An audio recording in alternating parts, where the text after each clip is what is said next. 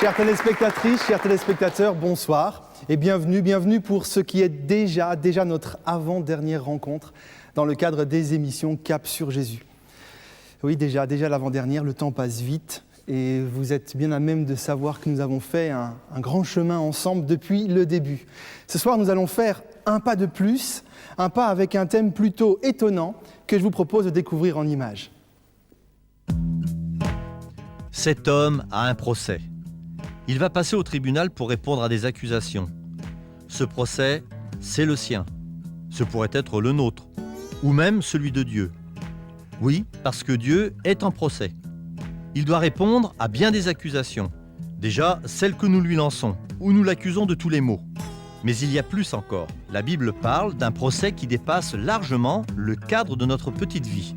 C'est un procès dont l'enjeu dépasse tout ce que nous pouvons imaginer. Dieu est assigné en justice et bien que son seul souci soit l'intérêt de l'être humain, il doit absolument être reconnu pour ce qu'il est, le Dieu d'amour. La Bible déclare avec fermeté que Dieu sortira vainqueur de son procès. Cette victoire, ce sera aussi la nôtre, parce que le drame de l'humanité et le procès de Dieu trouvent leur solution dans un même événement, la croix. En partant, Jésus a lancé un appel à témoins. Ce soir, nous allons découvrir les tenants et les aboutissants du plus grand procès de l'histoire. Et accrochez-vous, votre vie va prendre un sens extraordinaire. Alors pour développer notre thème de ce soir, il m'a semblé intéressant, voire indispensable de rencontrer un juriste, quoi de plus normal puisque nous allons parler de procès.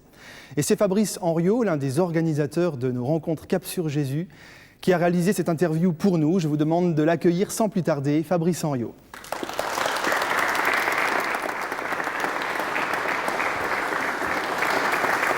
Fabrice, bonsoir. Bonsoir Michel. Comme je le disais à l'instant, tu fais partie des organisateurs des émissions Cap sur Jésus. C'est juste, oui. Et tu as été pour nous réaliser une interview auprès d'un juriste. Tout à fait. Est-ce que tu peux nous le présenter ? Oui, nous sommes allés rencontrer Maître François Roux à son cabinet à Montpellier. Il nous a accueillis très, très gentiment.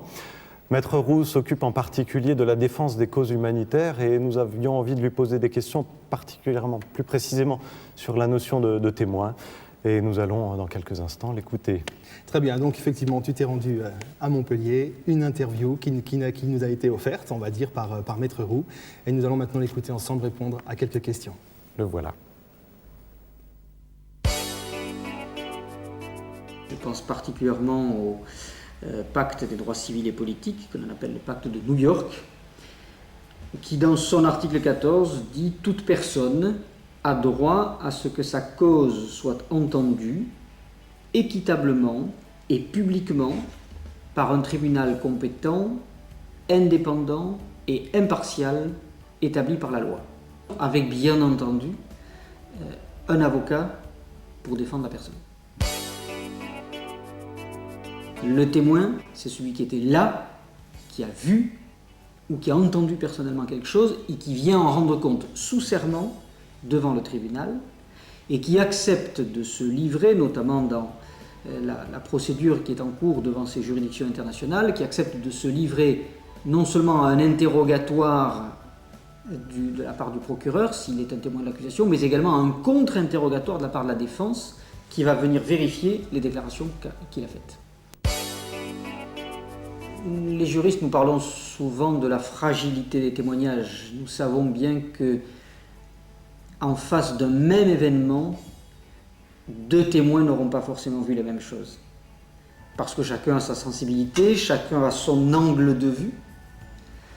Donc il est absolument important que le témoin soit celui qui était présent, qui a vécu l'événement, c'est sûr. Mais en même temps, il y a toujours une part d'interprétation de la part du témoin. Mais les magistrats qui l'interrogent et aussi les avocats et le procureur demandent aux témoins de faire preuve de rigueur, de souvenir bien sûr, mais également de rigueur. Le bon témoin, c'est celui qui est en mesure d'éclairer le tribunal. Ce que nous attendons du témoin, c'est qu'il soit en mesure de donner un certain nombre de précisions, voire de détails de l'événement dont il est aujourd'hui le témoin devant le tribunal. Une règle importante dans les procès, c'est ce que l'on appelle la corroboration des témoignages. Et d'une manière générale, il est admis qu'il y a établissement d'un fait si au moins 2 témoins viennent attester de ce même fait. Donc le témoin est toujours précieux dans un procès, mais avec en même temps toujours présent dans l'esprit des magistrats le fait qu'un témoin peut se tromper, voire un témoin peut mentir. 2, c'est plus difficile. D'où la nécessité et l'intérêt de la corroboration. Un témoin est toujours précieux dans un procès. Si aujourd'hui on te demandait d'être témoin dans un procès, est-ce que tu prendrais ça comme un compliment ? Oui, certainement, mais en premier lieu, je voudrais dire que ça me semble être une lourde responsabilité que d'être témoin. Donc, lourde responsabilité, mais quand même. Valorisant malgré tout, et bien sûr, parce que ça montre qu'on nous fait confiance, qu'on fait appel à notre intégrité, que l'on fait partie d'une histoire par conséquent, et que le témoignage que l'on va apporter eh bien, va orienter nécessairement le procès dans un sens ou dans un autre. Et dans ce sens, oui, c'est tout à fait valorisant que d'être témoin. Donc valorisant et en même temps quelque chose de fort. Fabrice, merci beaucoup d'avoir réalisé cette interview pour nous. Avec plaisir. Comme tu le sais, puisque tu participes à la construction de tes émissions, nous sommes également allés trouver les enfants pour leur demander qu'est-ce qu'un procès ? Je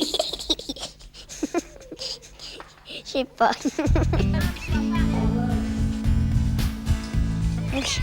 Non. Oui.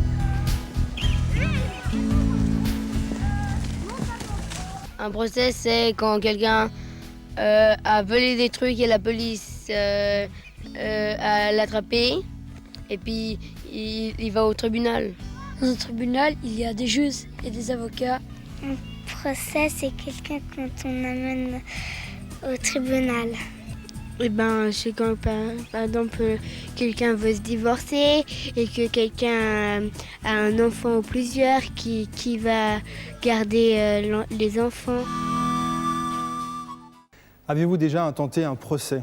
Aujourd'hui, c'est extrêmement courant. On fait des procès pour tout, pour rien, pour tout ce qui se présente. Je me souviens d'ailleurs d'un fait divers. En novembre 2002, un homme s'est rendu dans le bistrot qu'il avait l'habitude de fréquenter. Il s'est mis à boire jusqu'à en être ivre. Et en rentrant, il a eu un accident de voiture.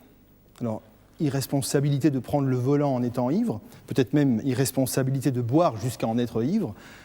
Bien soit, il a fait un procès, il a intenté un procès contre le barman, c'était sa faute à lui. C'est très pratique de rejeter la faute sur les autres. Intenter des procès pour tout et pour rien. Dans cette même idée, n'avez-vous jamais intenté un procès à Dieu ?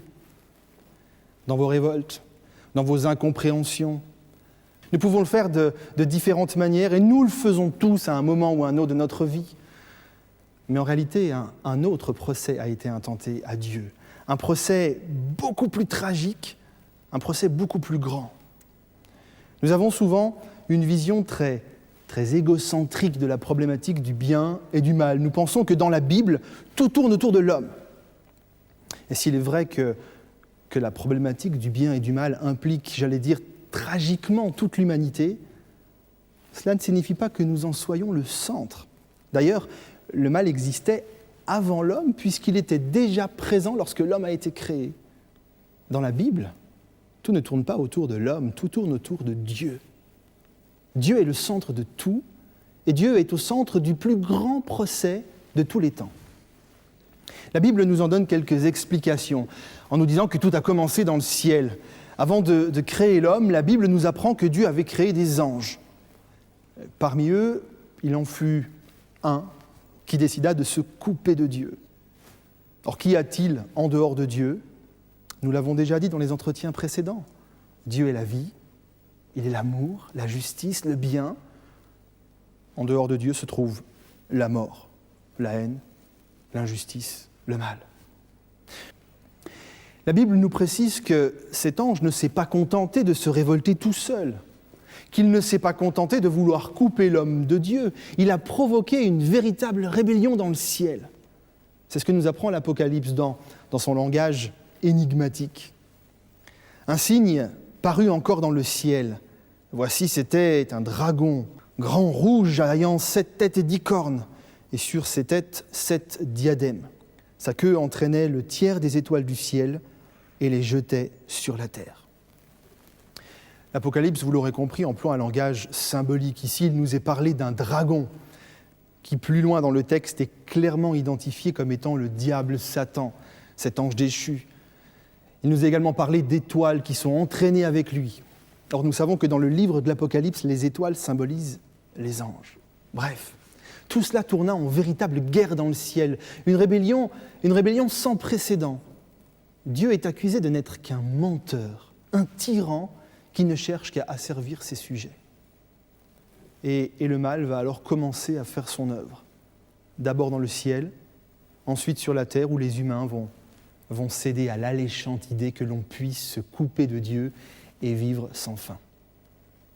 Cet être maléfique est un véritable terroriste de la vie. Pourquoi ne pas avoir détruit un tel individu ? Les conséquences sont si lourdes, sont trop lourdes.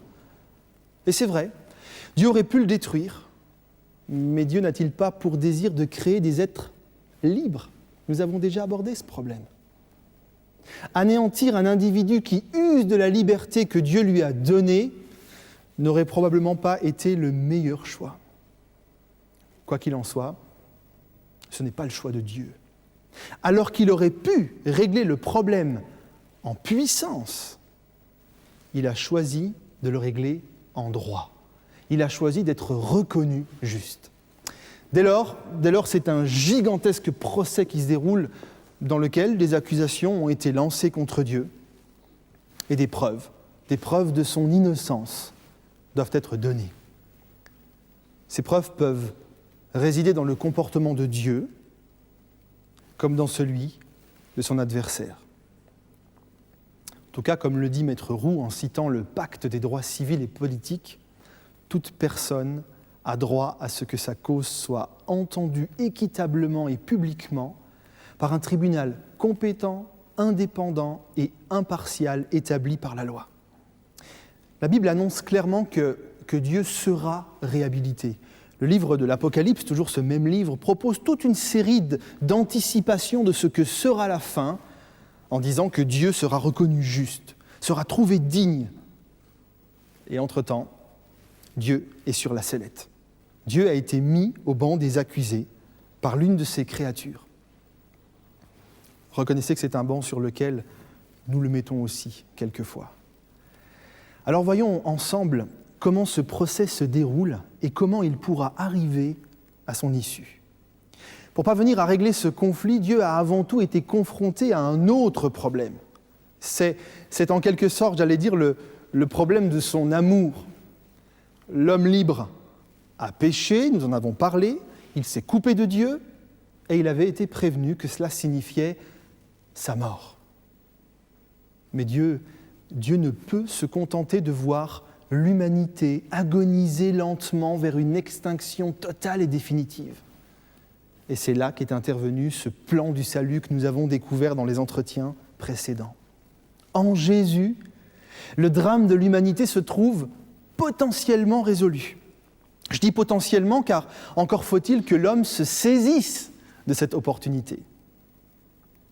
Lorsque nous avons parlé de ce cadeau de Dieu, nous avons souligné qu'il ne repose sur rien d'autre que sur son amour. Rien d'autre ne pourrait motiver un tel acte de générosité, se soucier de la vie de l'homme alors que sa propre dignité, sa propre personne était mise en cause. Dieu a voulu montrer qu'il est toujours juste. Il l'était autrefois, il l'est aujourd'hui. Puisqu'il veut à la fois être juste et rendre juste ceux qui croient en Jésus. Par ce qu'il a fait pour nous, par un acte d'amour, Dieu démontre qui il est véritablement. L'immensité de son amour pour nous malgré notre culpabilité, son profond désir de nous sauver, la mort de Jésus, démontre que le procès qui lui est intenté n'est pas fondé. De plus, cet acte d'amour nous libère de toute condamnation.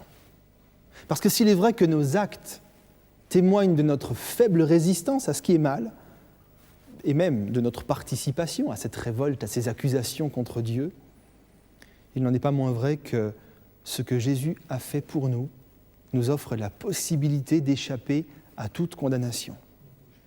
C'est ce que Paul dit en des termes extrêmement clairs. Maintenant, ceux qui sont unis à Jésus ne peuvent plus être condamnés. En attendant, nous sommes là. Le mal n'a pas été anéanti, et c'est donc dire que le procès de Dieu n'est pas terminé. Le mal continue à sévir, et les actes incessants de l'amour de Dieu n'ont pas encore permis de mettre définitivement fin à la révolte. Attention, c'est ici que votre vie va prendre un sens incroyable.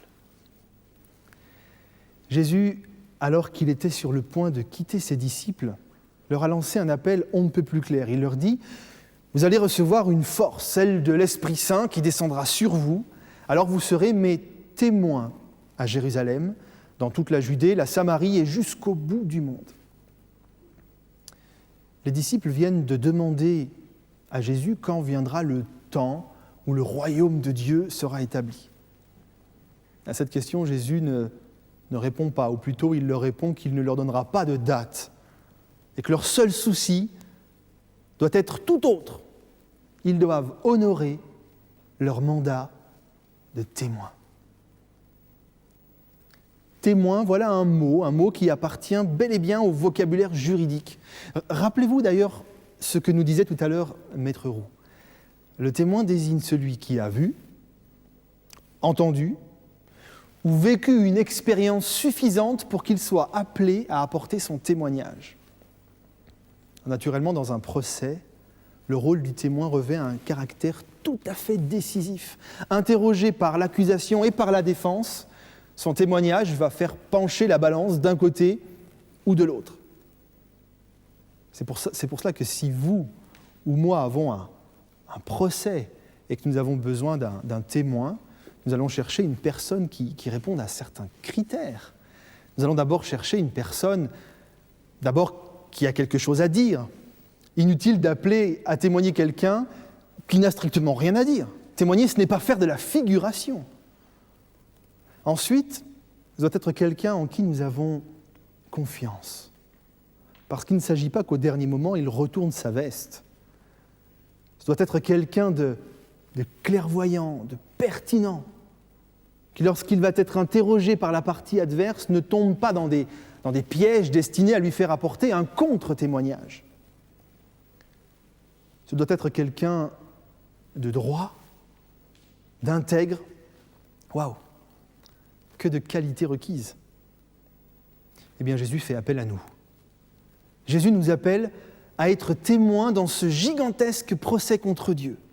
Quel signe de confiance, quel appel valorisant. Un appel à témoins est lancé, et Jésus compte sur ses disciples pour être ses témoins. Sur cet appel, les disciples ont commencé leur témoignage. Nous en trouvons une expression évidente dans une lettre écrite par l'apôtre Jean. Nous vous annonçons la parole qui donne la vie qui existe depuis toujours. Nous l'avons entendue, nous l'avons vue de nos yeux, nous l'avons regardée avec attention, nous l'avons touchée de nos mains. Oui, la vie s'est montrée, nous l'avons vue, nous en sommes témoins. Et nous vous annonçons cette vie avec Dieu pour toujours. Alors bien sûr, leur qualité de témoins oculaires leur confère, un rôle de tout premier ordre. Mais cela peut aller beaucoup plus loin.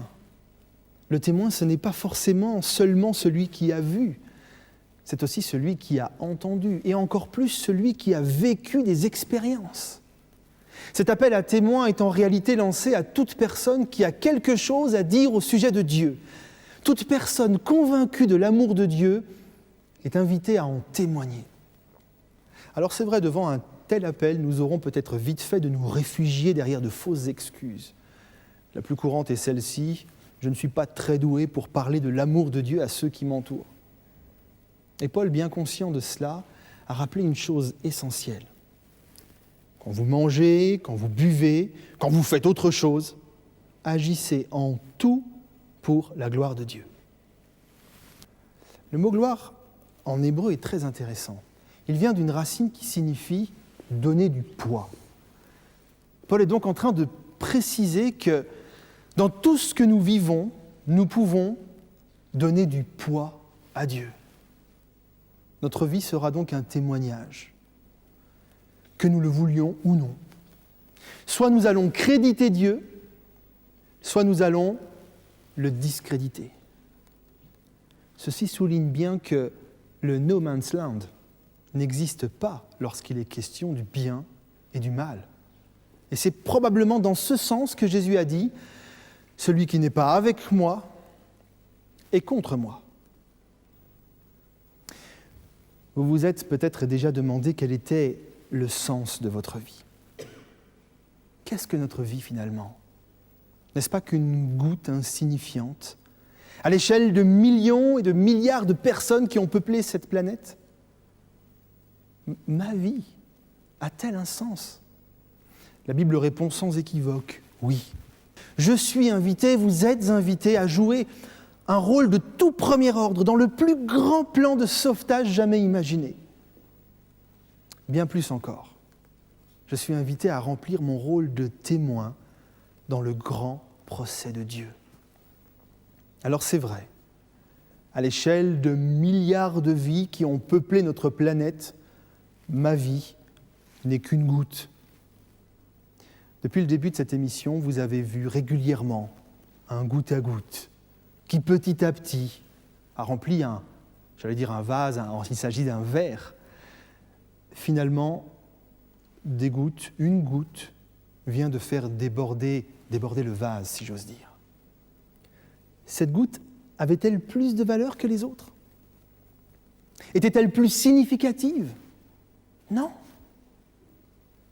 Elle n'était qu'une goutte. Rien de plus qu'une goutte.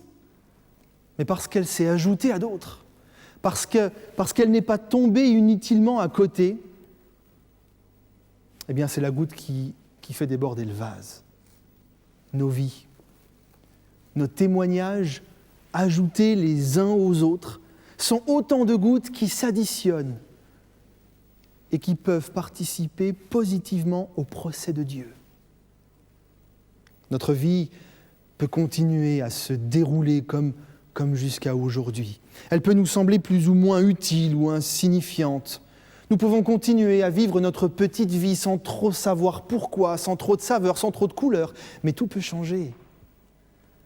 Nous pouvons réaliser pleinement cette mission qui nous a été confiée et notre vie prend alors un sens qui dépasse l'entendement. Après avoir été sauvés par Dieu, nous pouvons l'aider à en sauver d'autres et nous pouvons l'aider dans son propre procès. Alors bien sûr, la vie continue. La vie continue avec ses aléas. Il faut continuer à faire face aux factures, à faire face aux obligations de la vie, aux maladies. Mais le tout s'inscrit dans une logique de vie. Donner du poids à Dieu. Votre vie peut tomber à côté. Elle fera alors splash. Elle s'arrêtera. Elle n'aura pas véritablement eu de sens. Vous serez passé à côté de l'essentiel. Mais votre vie peut contribuer à remplir le vase. Elle aura eu un sens évident. Elle aura contribué à sauver d'autres vies et à intervenir positivement dans le procès de Dieu. Vous vous serez fait l'ambassadeur de Dieu, l'ambassadeur de la vie, les ambassadeurs du bien, de l'amour. Témoigner dans ce procès, c'est s'offrir une extraordinaire perspective, celle d'un procès qui prendra fin. C'est alors une autre vie qui commencera, une vie qui ne séchera jamais et qui se déroulera dans un cadre que nous pouvons qualifier d'optimal, un cadre dans lequel le mal aura totalement été éradiqué parce qu'il aura perdu son procès. Le mal ne doit pas rester une alternative. Le mal doit définitivement perdre.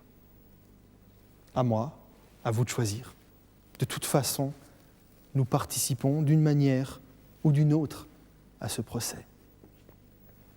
Maître Roux le disait tout à l'heure, un témoin est toujours précieux dans un procès. Il n'est pas question de se croire moins important, moins valeureux ou moins essentiel qu'un autre. Non, tout témoignage est précieux dans un procès.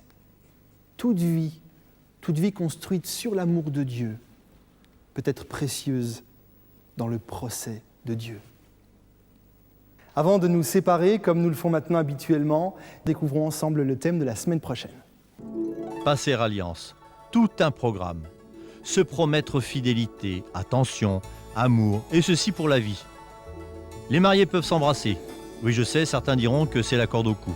Mais le mariage, ce n'est qu'une forme de contrat. Il y a aussi le prêt bancaire, le contrat de location, le contrat de téléphonie mobile. Et à chaque fois, nous signons les clauses du contrat que personne ne lit, mais nous signons. C'est peut-être cela, se passer la corde au cou.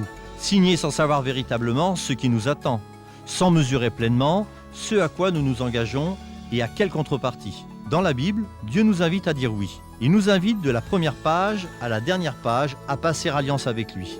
Mais voilà, s'engager, cela fait peur. Nous devons prendre le temps de savoir quelles sont les clauses du contrat, pour ainsi dire. À quoi Dieu s'engage et à quoi nous nous engageons. La semaine prochaine, nous découvrirons le plus étonnant contrat que nous aurons l'occasion de signer dans notre vie. Croyez-moi, ce n'est pas la corde au cou, mais plutôt le jackpot. Un Dieu qui veut nous passer la bague au doigt. Étonnant, non ? Vous voulez en savoir plus ? Alors rendez-vous la semaine prochaine. Bonsoir à tous et à tous.